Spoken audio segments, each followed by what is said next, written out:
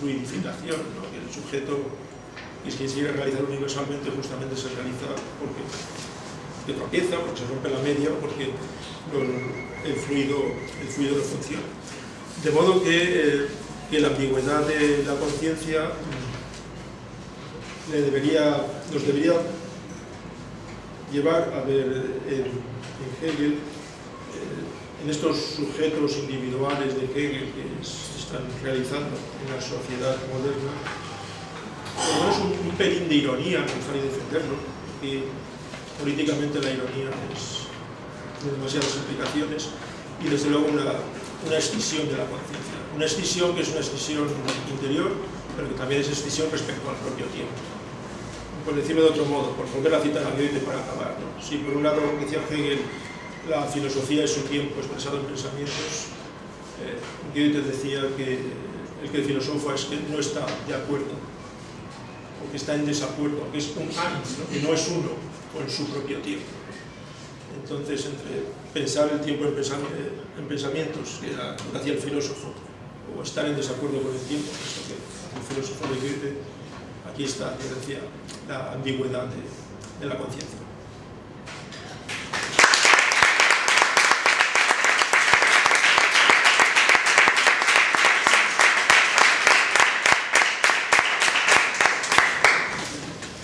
Muchas gracias, Antonio. Bueno, vamos a abrir, si nos parece, un pequeño ciclo de palabras. Si tenéis algo que preguntar, cualquier comentario, a Antonio Félix, por favor. Yo le pregunto por el escepticismo directamente. ¿Me preguntas ya? Vamos a dejarles que pregunten ellos. Pregunten ellos. Sí. Gracias a todos por la introducción. Me ha interesado mucho todo lo que habéis dicho.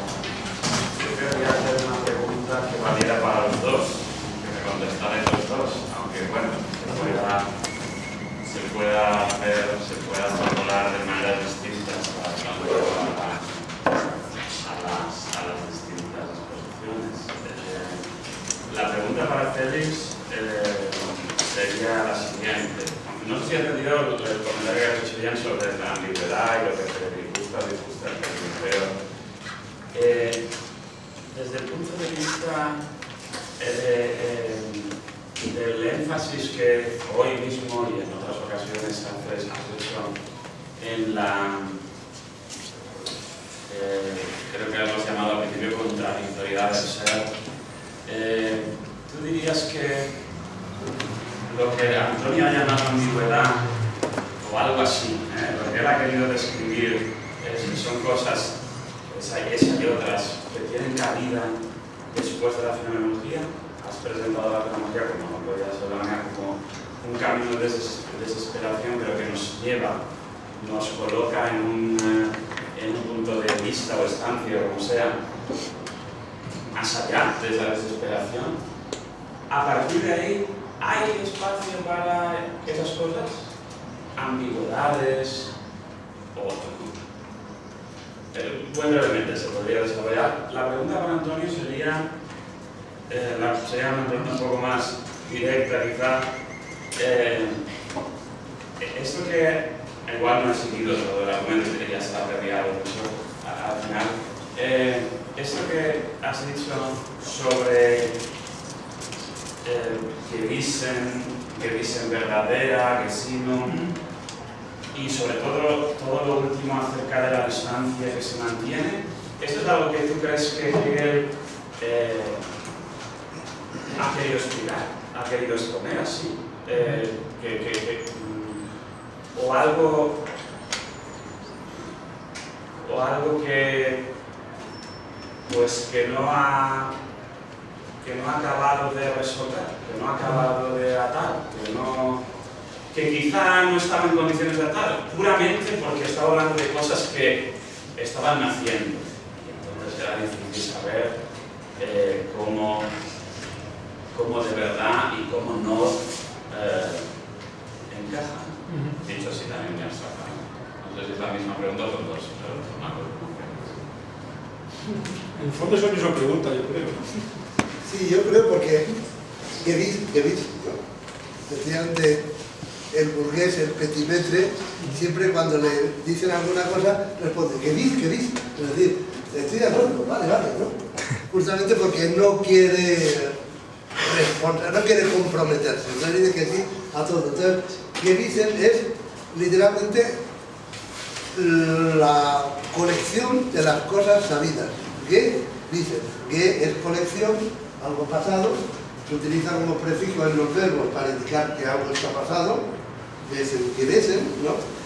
Y la cualidad de la gewissen tranquila del burgués, la cualidad puramente abstracta y teórica es Gewissheit. Por lo tanto, certeza teórica y conciencia moral son dos caras de lo mismo, una en el respecto práctico y otra en el respecto moral. Una se enfrenta a la objetividad de lo que la cosa es de suyo y en sí, y por lo tanto la Gewissheit se enfrenta a la Wahrheit, a la cualidad de verdadero que supuestamente tiene algo, de la misma manera que la Gewissen se enfrenta a las leyes objetivas que efectivamente se le presenta como algo que se le impone desde fuera, porque, recuerda el Quijote, porque yo sé bien quién soy y soy hasta los 12 pares de Francia, si es necesario, ¿verdad? Porque para eso es Don Quijote.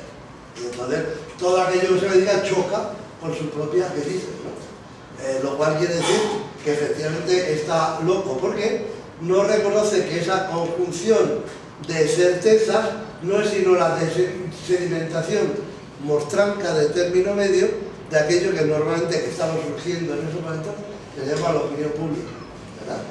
En aquella opereta maravillosa de Offenbach que se llama Orfeo de los infiernos, ¿verdad? Cuando está reunido todo el conjunto en el Olimpo de dioses, de pronto viene un rayo, se hunde todo y sale una señora, naturalmente con un pecho desnudo, porque para eso tiene que representar a María, a Francia, y dice: "Je suis l'opinión pública". Ahí sí que tenemos una conjunción del tiempo con el hundimiento de la certeza moral, ¿verdad? Porque resulta que la certeza moral no es sino, por recordar a Felipe González, la opinión publicada, más que la opinión pública, ¿verdad?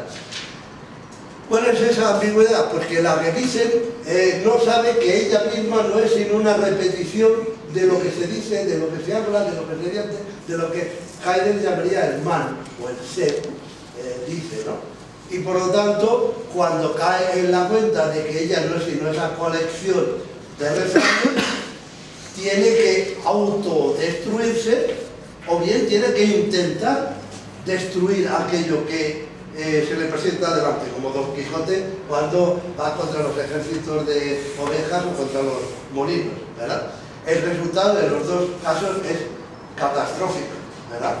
La Gewissen puramente moral se transforma o bien en un alma bella o bien en una conciencia agente y por lo tanto malvada, porque necesariamente tiene que hacer desde su propia particularidad aquello que es universal.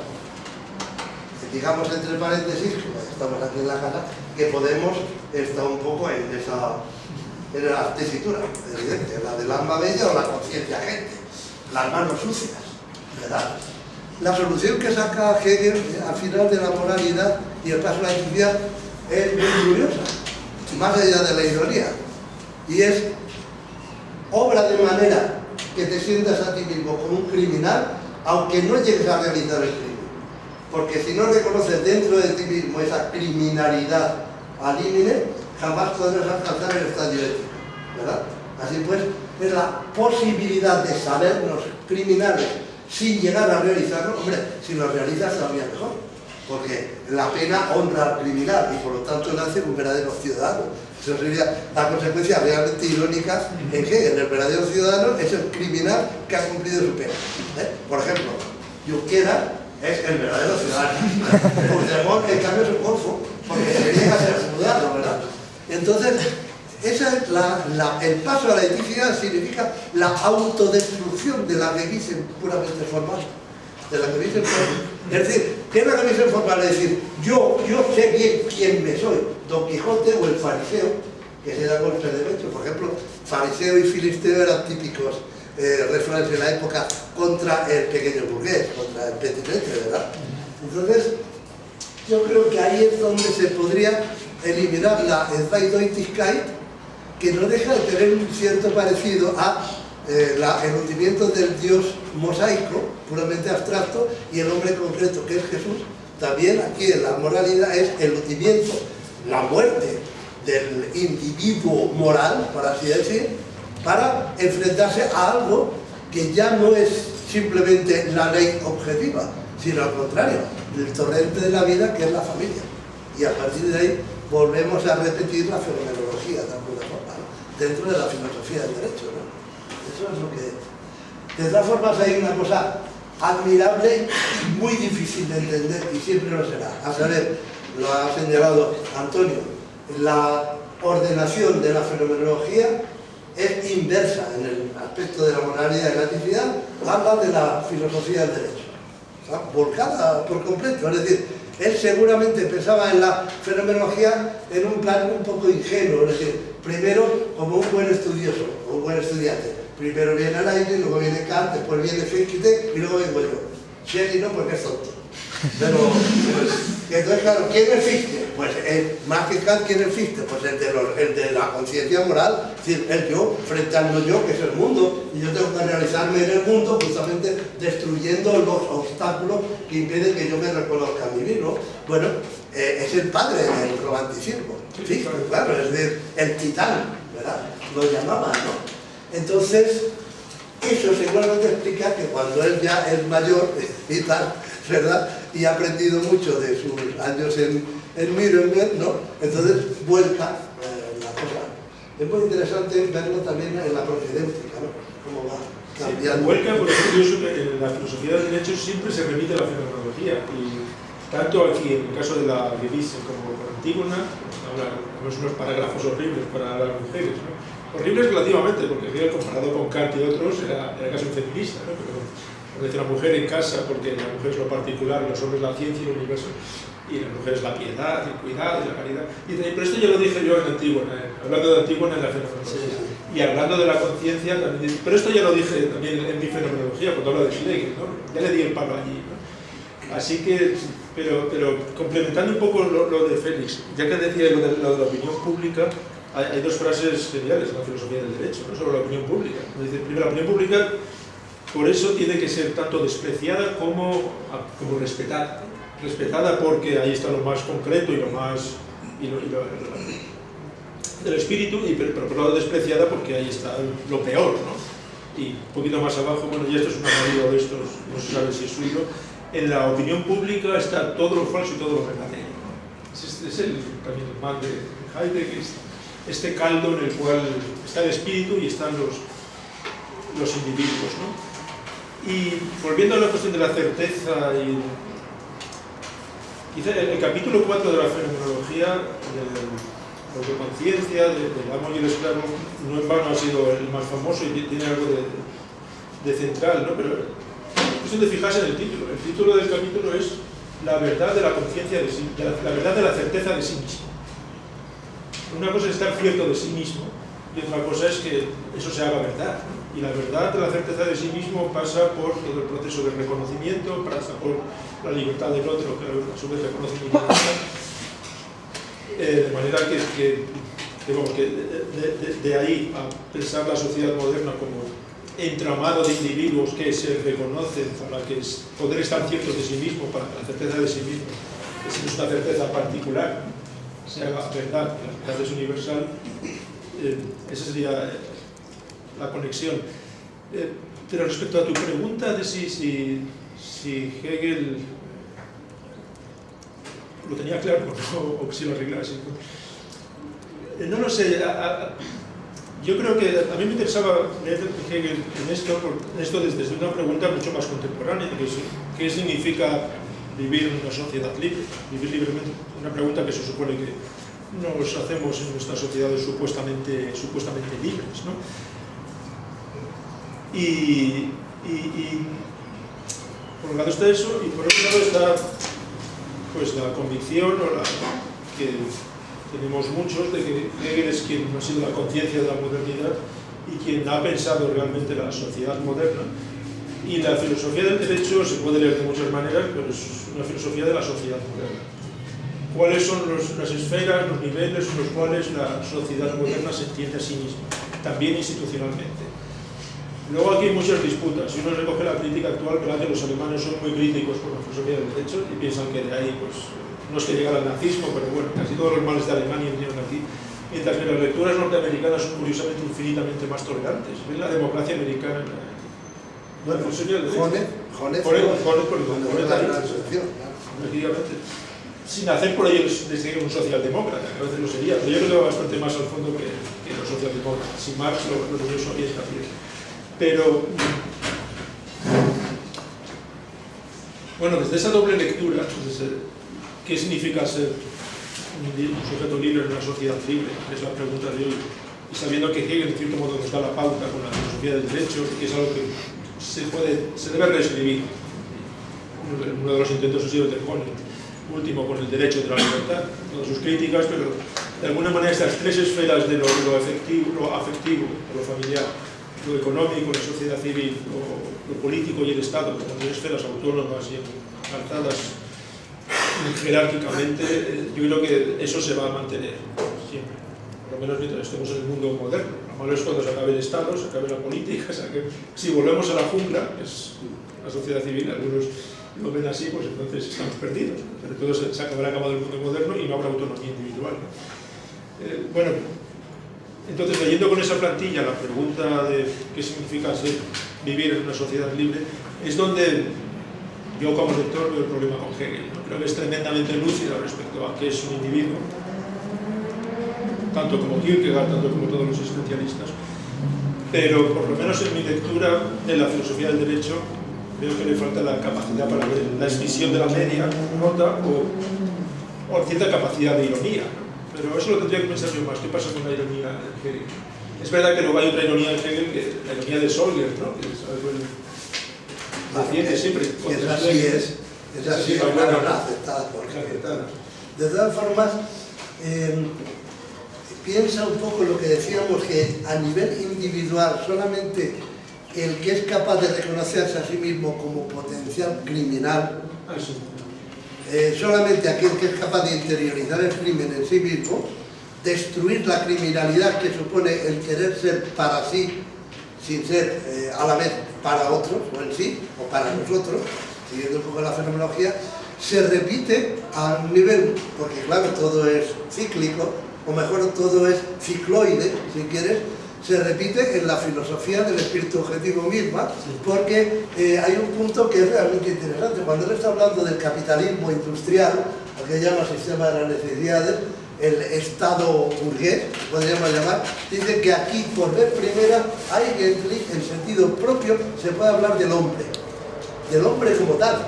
Es decir, antes se es sujeto de derecho, se es conciencia moral interior, Kant, ¿no? Ser miembro de familia, pero solamente cuando uno, digamos, lucha como heredero de una familia, pero como la cabeza de esa familia, contra otras empresas y se lanza a la vorágine del capitalismo, a lo que podríamos llamar el banco de matadero del capitalismo industrial, solamente ahí se puede hablar justamente de hombre. ¿Y por qué? Pues porque hombre es justamente esta escisión, ¿no? Que solamente se puede superar si por una parte dejamos de un lado los lazos del amor. Grecia, pues esto que decíamos, la maternidad, todas estas cosas, ¿no? Cosas de poca monte, no queremos meternos con cuestiones feministas, ¿no? Y al revés, cuando somos capaces de destruir en nosotros ese egoísta filisteo, faristeo, que mientras por una parte va a misa y por otra parte está destruyendo a sus empleados porque sabe que si no sería destruido por otros empresarios, ¿no?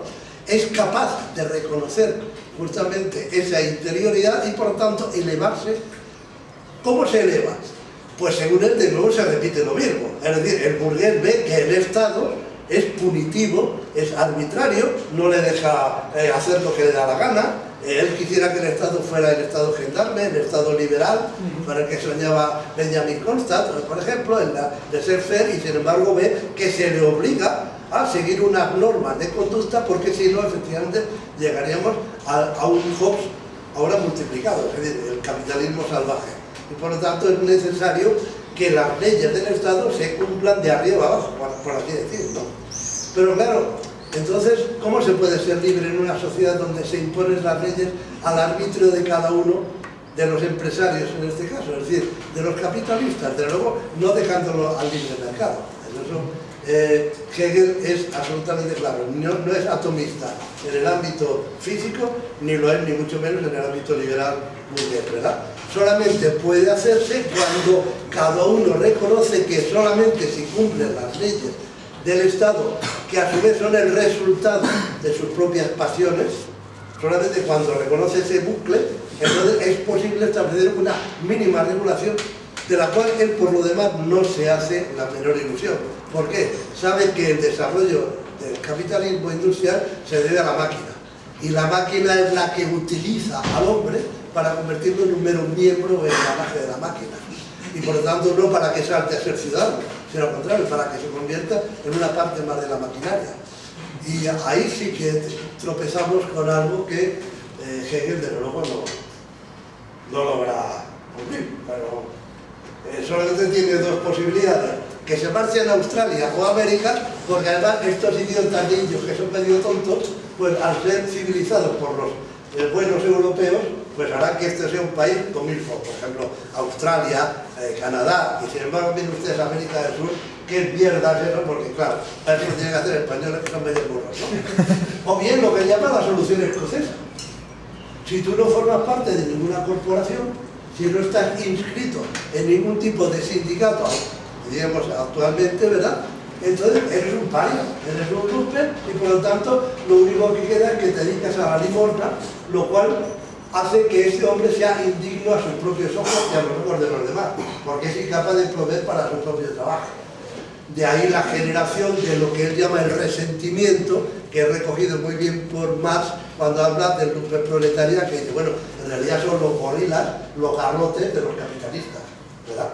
Porque es la chusma con la que no se sabe qué hacer, ¿no? Y hoy, cuando todas las regiones del globo están ya más o menos ocupadas, ¿qué hacemos con ese ejército de reserva? Pues surgen, digamos, los populismos y las insurrecciones en el interior de la burbuja única que llamamos global, ¿no? Creo que ese es... Sí, ese es el fleco que queda sin cerrar en la filosofía del mundo. La economía capitalista moderna produce individuos a los que no pueden dar sitio, los tiene que expulsar. Él lo reconoce muy bien, hay una disfunción ahí. La máquina podrá acabar sustituyendo al hombre en su propia humanidad y sin embargo, sin la maquinaria no tendríamos, es un poco lo que llaman también Kant, Gretchen de Hegel, ¿no? Es espléndida miseria, el esplendor de la miseria. Pero lo que no sé es si hay solución fácil para eso. Hegel ha puesto el problema y dice, bueno, ahí tenéis, chicos, a ver, ¿cómo las apañáis, no? Voy a tomar el turno de palabras si nadie más tiene algo que decir. Solo una pregunta muy breve porque es para Antonio.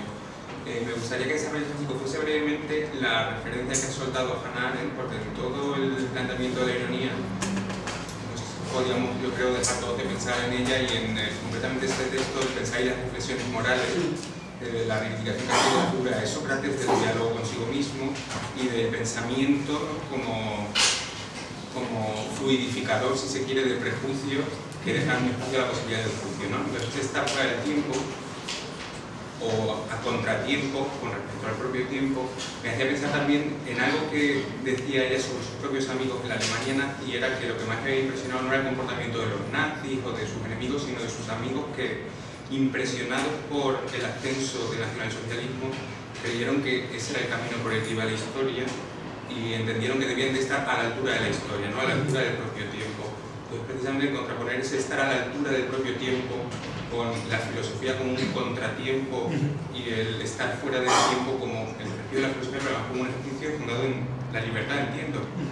Parece que tendría mucho que ver con este ser un sujeto libre en una sociedad que se dice libre. Sí, sin duda. No sé si he llegado a citar a Hannah Arendt, pero sí le he dado unas cuantas vueltas últimamente a los dos puntos, a Arendt y a Hegel. Y a Arendt le gustaba mucho Hegel porque también lo leía cuando salía en su época, pero hay algunas cosas sobre las que podrían hablar, ¿no?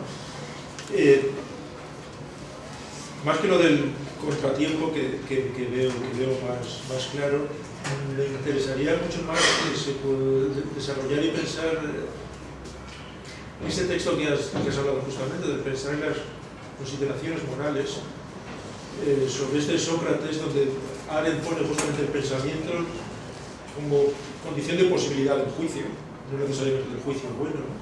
Y un pensamiento que va ligado justamente a la escisión interior, al diálogo consigo mismo, esto que hace Sócrates, ¿no? Entonces, lo que intentaba yo, quizá, he pasado muy rápido por ello, pero también para mí es una preocupación, no solamente cuál es la posición del filósofo o del que piensa en la sociedad, sino cuál es justamente para Hegel, ¿no? ¿Dónde se sitúa Hegel aquí como filósofo, entre el filósofo y el ciudadano? Claro, Hannah Arendt es decir, cualquier ciudadano debe poder pensar. Entonces, Hegel no lo dice, he sacado esto de la filosofía, del prólogo de la filosofía del derecho, donde pone esta posición tan bonita al filósofo. Conoce la rosa en la luz del presente, se reconcilia con su tiempo, pero como ciudadano le pide que no tenga esta escisión interior que tiene Sócrates, o que tiene el pensamiento. Entonces, no te contesto, obviamente intento prolongarlo un poco, pero van por ahí las cosas. O sea, la distancia respecto al propio tiempo, el estado de pensamiento, eso es lo que viene en la frase de Goethe. Muy bien. Una pregunta breve, pero la fenomenología del espíritu podría ser como un Traumschiff. Un Traumschiff, sí. Una tragicomedia. Bueno, después Antonio mencionó esa relación entre Goethe y Hegel. Quería preguntarles una cosa, en mi opinión, ¿la fenomenología del espíritu es una virus o no necesariamente? Yo diría que en cuanto a ciencia de la experiencia, de la conciencia, es de nuevo una Bildung romana, ¿no? Habida cuenta de que Bildung es justamente lo contrario de Formieren. Formieren es dar forma a algo de fuera adentro. Por ejemplo, para Heidegger, la información, la informática sería un Formieren, un modelar algo desde fuera, completamente arbitrario, ¿verdad? Por el contrario, Bildung es un crecimiento de dentro a afuera. Equivaldría a la educación en el sentido latino de la palabra, educere, lo cual tendría mucho que ver con Sócrates, ¿verdad? En el Menón, de sacar de uno a base de preguntas bien orientadas aquello que tiene dentro y no sabe qué es, ¿verdad? Entonces, en ese sentido, la conciencia está azacaneada por algo que ella cree que es verdad, pero que no está seguro de que lo sea porque solamente lo cree. Y claro, cuando quiere ver que sí es verdad, pues resulta que se destruye a sí misma en esta figura, no en su totalidad, ¿verdad? Aparece de nuevo en otra figura, pero como un salto. La comedia de esa tragicidad es justamente que el espíritu, en nosotros, sabe que todo eso es irrisorio, que en el fondo ya está todo cumplido, que en el fondo todo esto se ha realizado ya, solo que nosotros no lo sabemos. Entonces hay un pasaje en el parágrafo 212, creo que de la enciclopedia, ¿no? Justo cuando termina la ciencia de la lógica de la enciclopedia, en el que dice justo esto de lo que estamos hablando. En realidad, la realización del bien es una Täuschung, es una ilusión. Parece que estamos volviendo a Kant, porque ya está todo realmente cumplido. Vollbracht. Ahora, ¿qué significa que esté todo absolutamente cumplido? Que se comprende lo que ha ocurrido.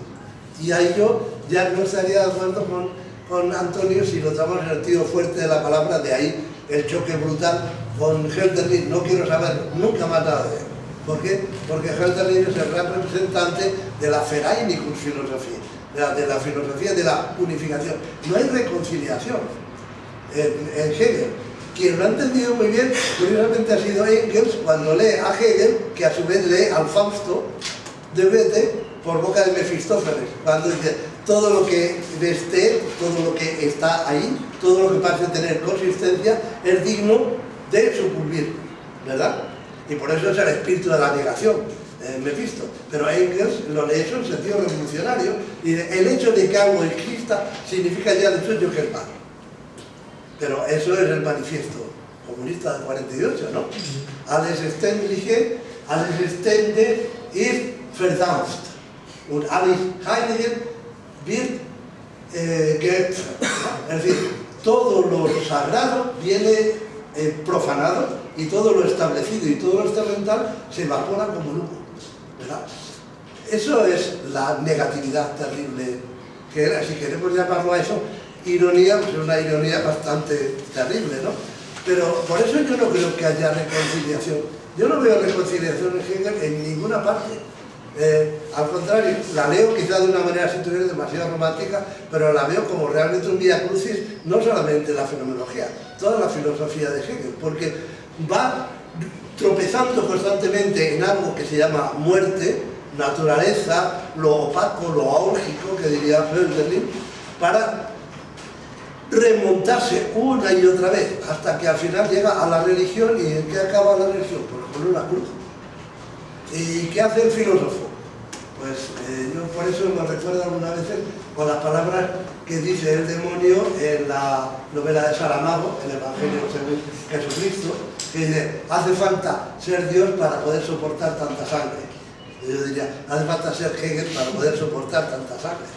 Es decir, no hay, yo no veo reconciliación. Bueno, yo de hecho siempre cuando digo reconciliación parece que estoy aquí sacando un Hegel muy irenista, no sé si porque hablo con el lenguaje de Gadamer todavía, pero bueno, reconciliación lo dice Hegel del filósofo, que se le otorga al filósofo, ya ha visto la rosa en la cruz del presente, lo cual tampoco es muy reconciliable. Claro, que no sabe, es que es rosa y cruz. Efectivamente.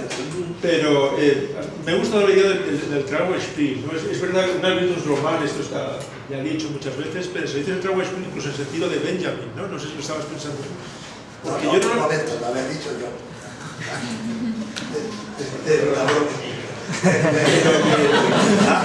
Hombre, derecho doctor. Bueno, pero está bien, porque pero está muy bien traído por Benjamin, claro. Es lo distinto de la tragedia. La tragedia sí que tiene unificación, sí que tiene un momento casi de reconciliación trágica. Y ironía, por cierto, la tragedia es irónica. Mientras que el Trauerspiel casi se puede ver en ese sentido benjaminiano la fenomenología, ¿no? Las conciencias que van quedando ahí como en el escenario muertas mientras la cosa sigue, ¿no? Sin que tampoco haya necesariamente una unidad última de sentido. Y aquí dos momentos de la fenomenología quiero recordar que pueden tener mucho de Trauerspiel. En primer lugar, este final donde sí que habla de reconciliación, pero es la reconciliación del alma bella y el otro, que en fin, va un poco de, no sé si de coña Hegel, pero no, está riendo de ellos, ¿no? Es que los dos aquí se reconcilian, se cruzan en quiasmo, es decir, y ninguno de los dos gana, porque lo único que hay es la aceptación, cuando dice el ya del Versöhnung, ¿no? El ya de la reconciliación, pero ¿qué es lo que significa? Bueno, pues que tenemos que seguir así. Porque hay que actuar sabiendo que actuamos, realmente rompemos más de una flor y más de un alma bella. Pero el alma bella, por otra parte, si no actúa, muere de tuberculosis. Por lo tanto, no hay más remedio que actuar. Y si a todo eso conlleva crímenes, tragedias, sufrimientos y tal, sin embargo, el pozo o el sedimento, este es el lado optimista de Hegel, el lado kantiano, el lado de la Scully de la tercera tesis de la idea universal de la historia, ¿no? Es que la sedimentación es el crecimiento de la libertad individual y colectiva. Esa es la apuesta, ¿no? Pero lo bonito de la sugerencia del Trauerspiel, y ese es el otro momento que quería recordar de la fenomenología, es el último párrafo, cuando habla del Calvario y recuerdos. El saber absoluto acaba en una especie de paisaje de cadáveres. Y luego con esos dos versos sobre Schiller que, en fin, también están modificados de un modo de reposo. Sí, la reposa, uno se imagina una escena pagana donde uno bebe el cráneo del enemigo muerto, lo llena de la sangre del enemigo y solo bebe uno así empuñando, ¿no? Soy el espíritu, ¿no? Es como la alegoría benjaminiana. No solo para él se bombea el cáliz de la infinitud. Entonces, claro. ¿Y qué es un cáliz? Pues es la sangre de Cristo. Es que, bueno, o sea que eso es muy romántico. Muchas gracias a los dos.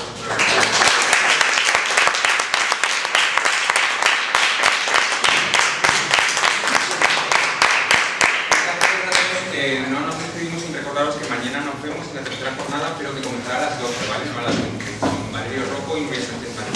Y por lo tanto, ¿cómo será?